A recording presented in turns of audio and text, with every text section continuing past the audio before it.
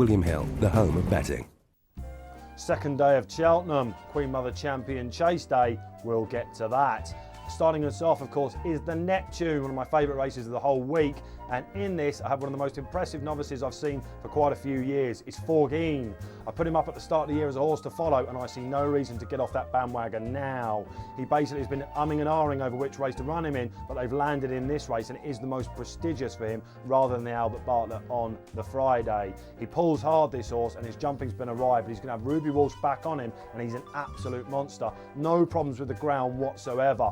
So, unlike some of these big Irish horses that come over and find it happening all too quickly, that's not going to be the case with Orton. He is definitely the best horse in the race. Let's just hope he acts on the day. Following on from the Neptune, then it's the RSA, the Royal Sun Alliance Chase. Some powerhouses, juggernauts have won this over the years. Really open division, muddy waters, hasn't it been, basically? And I don't really like Ballycasey, the favourite for Willie Mullins. I think there's some juice in taking him on with Morning Assembly. Didn't see the best of him when he was beaten by Carlingford Loft, who reopposes under McCoy, experienced horse that, at Leopardstown over Christmas. The only slight doubt with him is the fact he hasn't run since, but the fact he's coming into it fresh is a big thing for him. That's not so good for Smad Place, who had a tough race really on heavy ground at Newbury last time. While I think he's probably the best of the English, he is a decent, in fact he's a cracking animal when mad fresh. Not the case here. Maybe each way, Many Clouds has got a chance. Again, in the Reynolds at Ascot last time, didn't see the best of him. So there's two for you in the RSA. Morning Assembly to beat Many Clouds. Moving on, the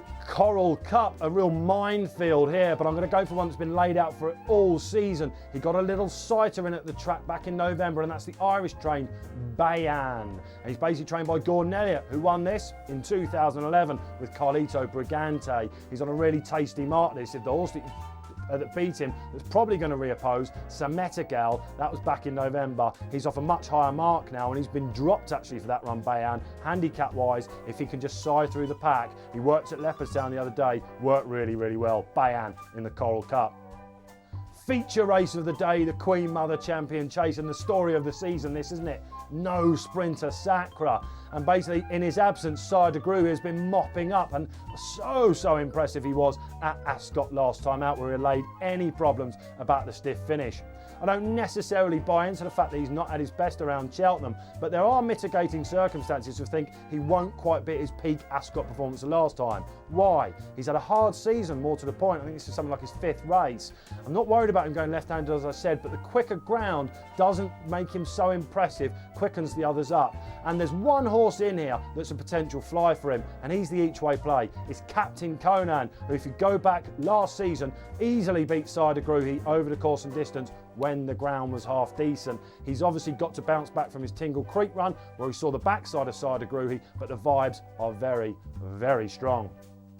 And moving on, we go to Cross Country Chase. Move now to the second day. One of my favourite races of the week. A great spectacle. Gets all the crowds running down. So if you're going, make sure you go into the centre of the track and watch this. Why? Because there's a big shoe in. That's right, Big Shoe, last year's winner.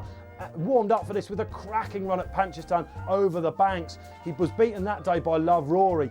He reopposes, but he's slightly worse off at the weights, and Big Shoe, been here, done it. That was a cracking run. Why? Because he always needs his first run back. You watch it. Paul Carberry on that day, he retains the ride. The very final race is the Bumper, one of the most exciting races for unearthing potential stars. Of course, Briar Hill won it last year, one of the big hopes for Willie Mullins, and this week, Q Card, you name them.